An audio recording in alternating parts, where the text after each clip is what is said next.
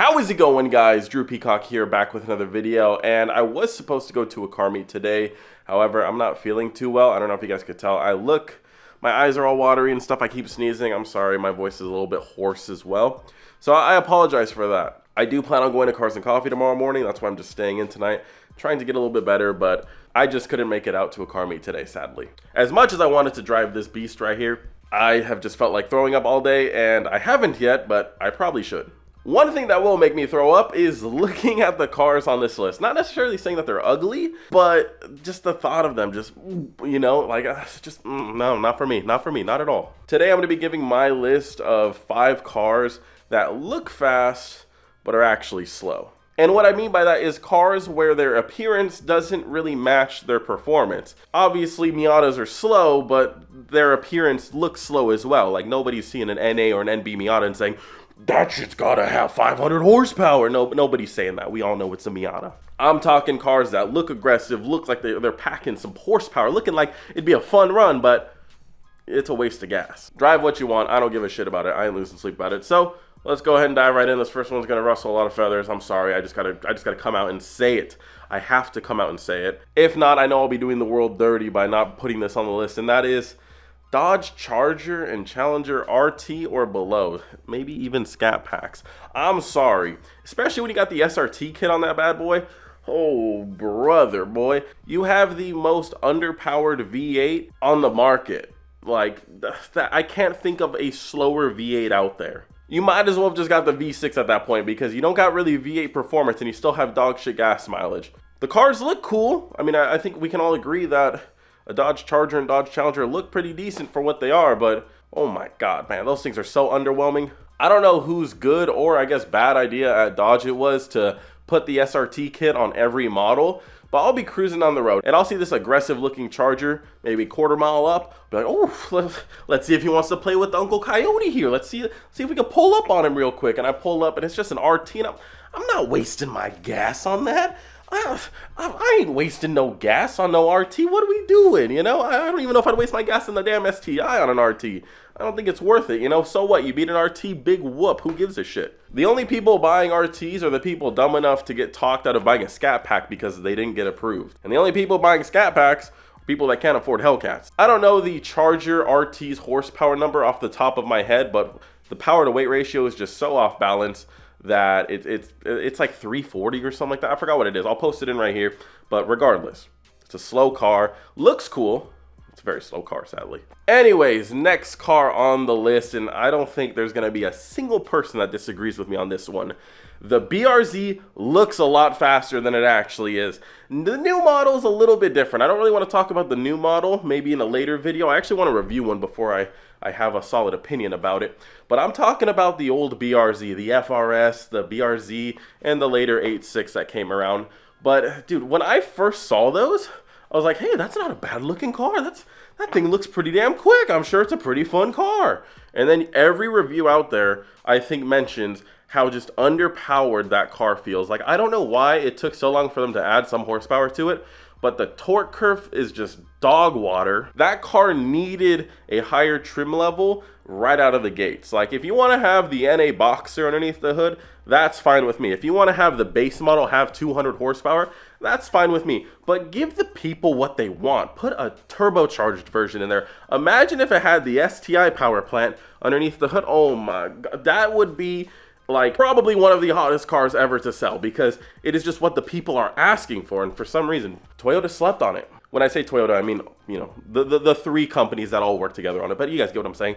They slept on it, and it's one of those cars where you can wake it up and you can make it fast, but you can do that with any car. Out of the gates, it's pretty underwhelming, and that's why I'll probably never own one. Actually, I mean, I don't want to say never, because I never thought I would own this, and I never thought I would own an STI or a Honda Civic, and I have those, so never say never. But yeah, if they would have listened to the people and later on released a higher horsepower version of it, and I mean significantly higher, not no 5 horsepower difference, I'm talking 30, 40 wheel, then the people would have been flooding the dealerships, putting their name on the list and paying any price that they wanted for one of those things. It'd be a ridiculously fun car. However, that is not the case, and it is added to the list of cars that look fast that are slow. Next up on the list, we are talking about another Toyota, and that bad boy is the infamous Toyota Celica. I think we can all agree the Toyota Celica, I'm talking the later two generations, very good looking cars. Honestly, I think most Celica generations look decent. I mean, for crying out loud, it was the birthplace of the Supra. So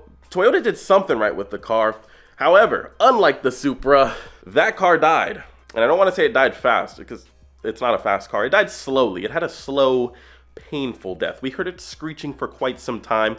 Eventually we had a Mercy kill it. And that's because it was underwhelming. I mean, it's a good car. It's a Toyota. Most Toyotas, I'd say, are good cars. But it kind of got the Honda Civic Type R styling cues to it. You know, it got the look at me, I'm a race car styling cues when it was far from a race car. Boasting sub 150 horsepower, it's hard to look at the appearance of it and think anything other than a race car, and then drive it and think anything other than an economy car. There's still crazy support for the Celicas. I mean, there's crazy support for all types of cars. There's people that modify Toyota Echoes. Beats me, but there's support for all types of cars. So just because it's on this list doesn't mean it's a bad car. It just looks faster than it actually is. Now, 140 horsepower is definitely nothing now. Back then, back in the early 2000s, 140 horsepower was a decent amount, but still, I don't think that it matched the appearance of the vehicle. I think for that, you need to be closer to 200 for that time period, and it's underwhelming nowadays. Nobody out there is saying, I want a Toyota Celica. I mean, I know there's going to be a TikTok of some kid saying that shit, but you guys get what I'm saying. It's not on everybody's buy list. I'd say that was a great predecessor to the BRZ, though. Car that looks fast, that just, no, definitely doesn't match up. Next up is a car that I'm sure most of you forgot about. I had to think long and hard to think of this one, but the Pontiac Solstice. People are probably saying, what the fuck is that? No, first of all, it's a Pontiac. Second of all, it's this thing right here. I don't know what GM was smoking when they were thinking of this car, but yeah, need I say more? I don't think it's necessarily an ugly car. It's a car that definitely aged poorly. But when you look at this car, you think of, okay, it's like a cool sports car roadster, maybe a competitor to like the Corvette and stuff like that, maybe. It is a Pontiac after all. It's far from that. It was more like a Miata comparison. It was weird. It was like an in-between of a Miata and Corvette. It's a weird car. Hence why you probably never see them anymore. But horsepower numbers were between 170 and 260, which isn't super bad, but the car looks a lot funner than it actually is. Definitely no slouch and probably not the slowest car on this list by far, but when you compare it to other cars of the time period and for the styling of the car, it just didn't really make sense. Like, who out there still has a Pontiac Solstice? Probably no one. I've seen some Pontiac Solstices at car meets, and they're typically LS swapped or some other cool swap. I think I've seen a K-Series swap in one, but I've seen definitely an LS swapped one. And in my opinion, that's the motor that should have gone into it. It didn't even need to be like a crazy LS, just simple LS1, LS2 maybe, call it a day. We don't need anything beyond that, just enough to have some fun while you're out cruising in the canyons. They did come manual, and I'm sure they're extremely cheap, so probably not a bad drift car. But overall, who the hell wants a Pontiac Solstice? Lastly is probably the most underwhelming predecessor to any cult following car out there. We're not talking NSX, we're not talking Supra, we're talking about the RX-8. Oh my God, what happened? What did they do to this beautiful RX-7 to transform it into this dog water RX-8? What went wrong with designing that car? Who the hell is putting suicide clamshell weird fucking doors on a daily driver sedan? Is it a sedan? Can we call it a sedan? What the hell is it? Like, what is it? I know what it's not, and that's fast. It's definitely not fast. I've seen reviews of them. I've never driven one.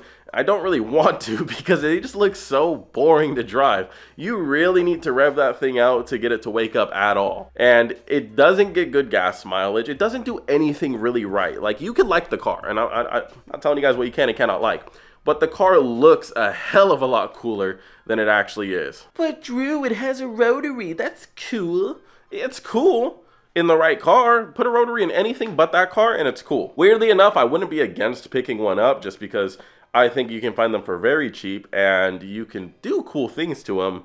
They're just not cool from the factory. They are very underwhelming cars, and I blame them for the death of the rotary. Now, the car did make 232 horsepower, which isn't bad, but it only made 159 foot-pounds of torque.